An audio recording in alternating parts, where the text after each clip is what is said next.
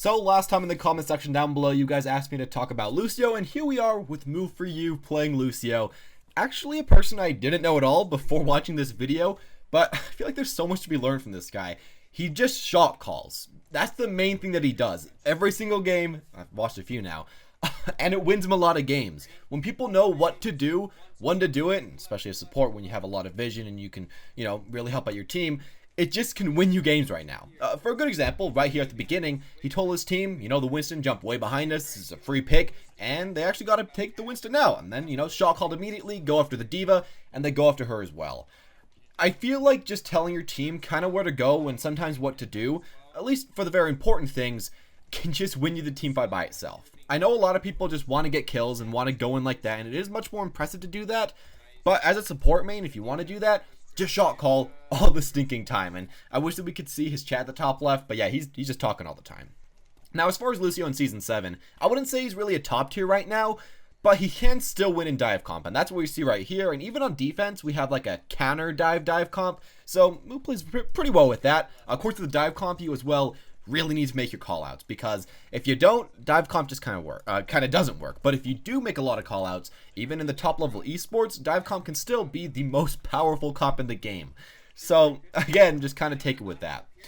I guess something else that you might want to kind of remember about esports is that if you're playing support and you think you can maybe know about the map and kind of know what to do and make shot calls and kind of figure out what works and what doesn't, maybe play Lucio, and mainly Lucio, as if you were playing an esport. Shot call when you're going to heal, shot call when you're going to give you guys a speed boost, where you guys should go after you start speed boosting, like, hey, let's speed boost around the left, let's speed boost around the right, anything like that. And overall, just kind of play as coordinated as you possibly can. And really, as Lucio, it's a character that, while you can try to make a ton of outplays, often we're seeing him playing pretty passive compared to people like DSP Stanky, but it's still working for us, and we're still winning a lot. Just calling out people that are out of position, and just getting the kills that are just kind of standing out there for us to kill.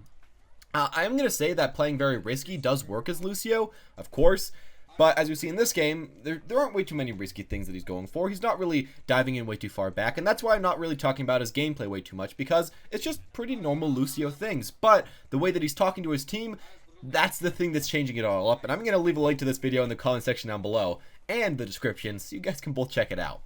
I guess some stuff about, his actual gameplay though. One of them that I think is pretty useful is that he actually uses the wall climb sometimes to get behind the enemies, because it gives you free damage, because often they don't know that you're there. And as well, it gives you free vision, so you know when people are going in or not, and you can harass the supports and try to kill them like that.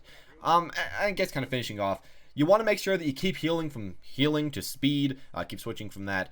And whenever you're going for kills, remember to go into that speed mode. And whenever you call out a kill, remember to go into that speed mode, because you don't necessarily have to, but like it's going to get a lot more kills and it's going to be more esports. So you got to kind of take that the best you possibly can.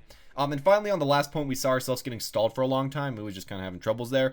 If you can, just call out certain heroes that you want your team to go after, try to get those kills, and then just go on from there. At the beginning of this defense match, now that we're going on to defense with a little bit of different tips, we actually saw that Moo looked at the enemy's base and told his team what the enemies were trying to play. And from there, you can kind of tell your team, hey, they're playing X, Y, and Z character, don't do this, don't shoot at the Zarya, and get ready for an instant dive on the Winston.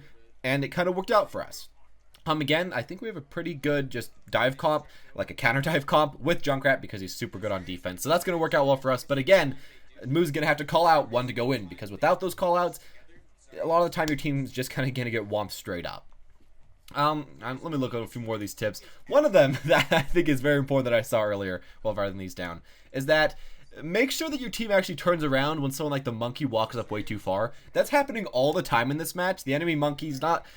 I don't know what exactly is happening. I don't want to bash on anyone, but he's going a little bit too far for the most part, and Moo's calling it out. And most of the time, his teammates are staying alive, and they're killing the monkey. I think one time, his teammates don't turn around, and then he dies, but for the most part, it works out well enough for him, and they kill the monkey, the enemy team can't push up, and you can go on from there. Against a monkey, you kind of just want your whole team to just mash on him and get like melee range to him, so that you don't really have to deal with the shield, and that can kind of help you there. Now, Moo's team is just going to keep doing pretty well at this point. I think they eventually get wiped, but I'm just going to talk about some other tips that I feel like are important to kind of learn about Lucio that we also see at random points in this game. One of them, if you hear an enemy ult that you think might have the chance of killing your team, like a McCree ultimate or something like that, or a soldier ult, it's often a good idea to kind of ult a little bit early, because then you can actually protect against those, because if you ult late, you're not going to be saving anybody on your team. It is kind of risky, but if you know that it's like a really big sound, it's something you want to go for. And right here, of course, there's the Winston. Fortunately, our team doesn't really come to help us, but no, whatever. It takes what you can take.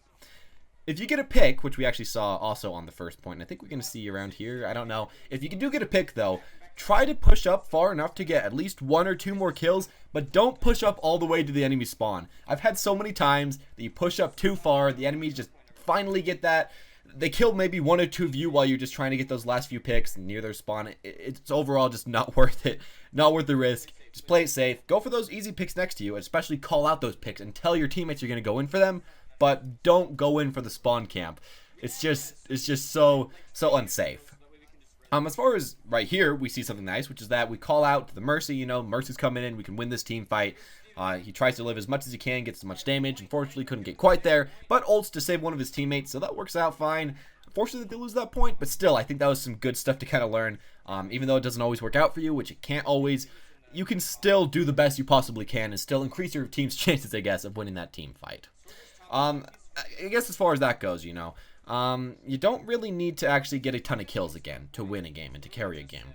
If you can get your team to playing safer, if you can get your team to play a lot smarter, that'll give you the win in itself. And I know how dumb that sounds, but that's just kind of how the game of Overwatch works. It's not like a game like League or Smash Bros. Or something where you gotta 100% hone your personal skills all the way. You can do pretty well in this game, being okay at it, but maybe not being the best, but helping out your team a ton and kind of telling them what to do. With that said, I would say MOO is a super good player, knows where to be, knows what to do, gets a lot of damage out, everything like that. But as well as all that, as well as his mechanical skill, he has a lot of smarts. Fortunately for the team we're playing on right now, C9ing a little bit, and I think that happens a few more times. One thing that we actually see a little bit later is that he starts looking at the base to make sure that his team doesn't C9. That's the thing you might want to do if it happens to happen to you. You know, it happens sometime, but it's a good idea to try to go for. I'm gonna as well make sure to actually stay on the base. And right there, something you want to do as well is that if you do get res in a team fight, just instantly ult to save your Mercy. If you think that, you know, your Mercy's in trouble, don't be afraid of wasting your ult. Just instantly ult. If you can save a Mercy that's using her ultimate, that's just a 1 team fight for yourself. If the enemy Mercy's dead, it's definitely worth it. Just go for that, and yeah, that'll just overall help you out quite a bit when you're trying to end off like that.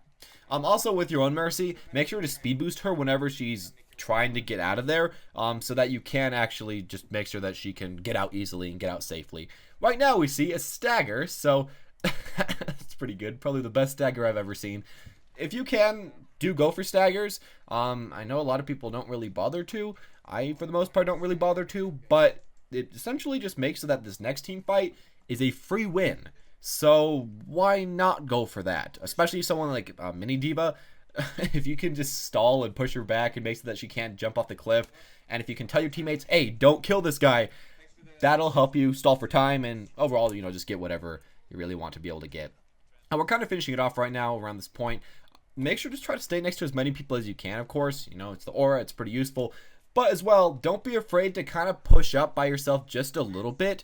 Of course, don't walk around walls and don't walk super unsafely. But right there, we even saw that, you know, Moon was pretty far up. And he got far up enough that he could get to the back line, get next to the Zenyatta, jump around, try to do whatever he could. And then he finally got to finish off the Zenyatta 1v1. Unfortunately, this team almost C9s again, but you could kind of see where that was going.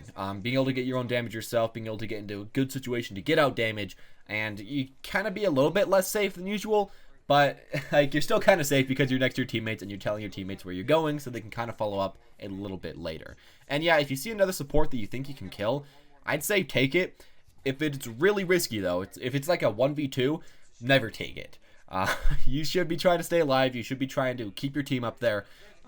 Just keep your team playing well. Right here we see our team, you know, playing well. We actually stopped them from C9ing the point at the very end. But yeah, that's an important, just kind of main thing, I guess, to go for. Just kind of finish off the supports, and as well, make sure your team doesn't C9 because that's a thing that completely sucks, and it's just not something you want to do. And that's kind of all I'm just going to really say about this gameplay. We're going to finally finish it off right here on this point. Kill as many people as you possibly can. And there you go, pick up the people in the back line. That's all I'm going to say. Overall, I feel like MOO4YU is probably one of my favorite Lucio players to ever watch. Just because when you watch him, you hear him talking the entire time. You hear all the shot calls, you know what he's thinking, you know where he's going. And it's very comprehensible when you're watching this player. I feel like DSP Stanky does do a lot, or DPS Stanky, sorry. He's very good, but I don't hear as many shot calls. And as most people, I don't hear as many shot calls compared to this guy. He's really great at those, and I feel like it probably helps him win a ton of games. So yeah, there you go. That's the main lesson of this video. Shot call is Lucio, and you'll get those gains and hopefully go up the elo. Of course, not always people will listen to you, but if you at least try, eventually a lot of people will. Anyways, as always, guys, thank you all for watching. Hope you enjoyed. If you did, make sure to leave a like. Comment down below what character you want to see in the next video, and I'll try to do it ASAP. Hit that subscribe button to see more videos like this. And I'm no longer sponsored, so don't expect to see the same sponsored thing at the end. Anyways, as always, guys, thank you all for watching, and have a wonderful day.